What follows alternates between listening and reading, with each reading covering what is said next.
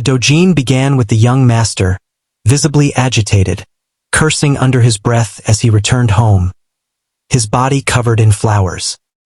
He was greeted by his expressionless maid, Chizu, but he ignored her, threw his suit onto the floor, and grumbled about how it had been ruined by flowers. While Chizu quietly picked up his discarded suit and began putting it away, the young master slumped into a seat with a huff. He complained about how terrible his day had been. According to him, his fiancée, who had been fooling around at the school gate, left him waiting, and in the end, dumped the bouquet of flowers he had brought for her right onto him. He couldn't understand why she had treated him so badly when he was simply trying to please her.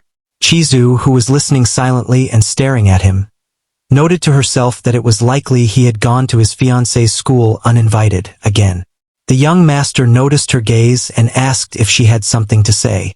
She denied it, but he pressed further, stepping closer and demanding to know why she was looking at him like that.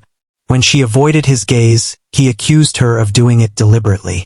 She tried to deny it again, but his frustration grew. In a comically exaggerated pose, he invoked his authority as the next head of the household and ordered her to speak her mind. After giving him a long, assessing look, Chizu finally gave in to his demand. She told him bluntly that he didn't understand a maiden's heart. Despite watching him for years, she said, it was clear that his treatment of women was nothing short of a disaster. Instead of reflecting on himself, he always claimed women didn't recognize his worth, that they were unworthy of someone as superior as him, and so on. She pointed out that he sounded like someone who blamed others for his own shortcomings. He was shocked by her words and tried to deny everything, but she cut him off, saying he lacked experience with women. Chizu elaborated that the young master only ever talked about himself in front of women and never actually engaged with what they felt or thought. He had never truly held a meaningful conversation with any of them. When he protested that he'd had plenty of conversations with women, he admitted that somehow they all ended up leaving shortly after.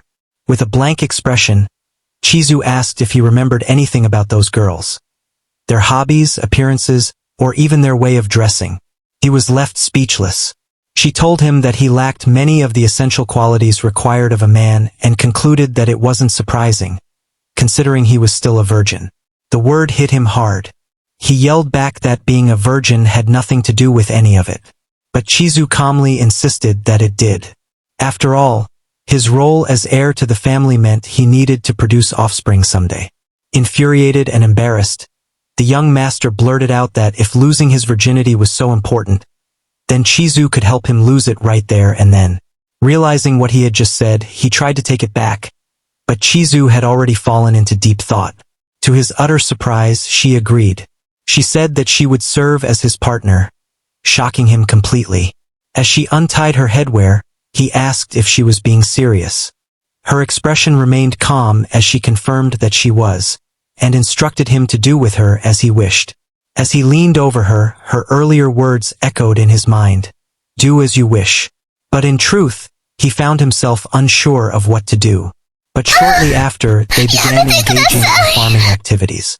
However, midway through, Chizu suddenly asked him to stop. She explained that if there wasn't enough moisture, the experience would be painful for both of them. Standing up and untying her hair, she began to explain in her usual composed tone. She said that if the land wasn't moist enough, it could be irrigated with lotion, or some special techniques could be used to encourage natural moisture. Though it varied from person to person.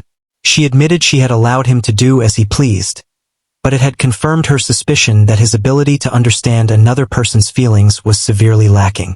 As she continued, while trying to unbutton her shirt, she elaborated further. For proper farming, she said, not only did the soil need to be moist, but the tool also had to be firm, it had to be hard.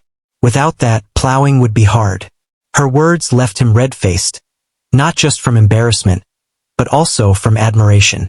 She said that even though he didn't tell her what made him feel good, she could easily read it from his face. Taking the lead, she decided to show him how it was done. They spent some time farming together. After the deed, the young master who was dressed asked Chizu, who was still dressing, if he was a man now. Chizu coolly responded that she would give him 30 points out of 100, and that he was still far from perfect. When he asked if that meant she would train him until he reached 100, she shoved her headwear into his face, telling him not to say things like that out loud, even if he suspected them to be true.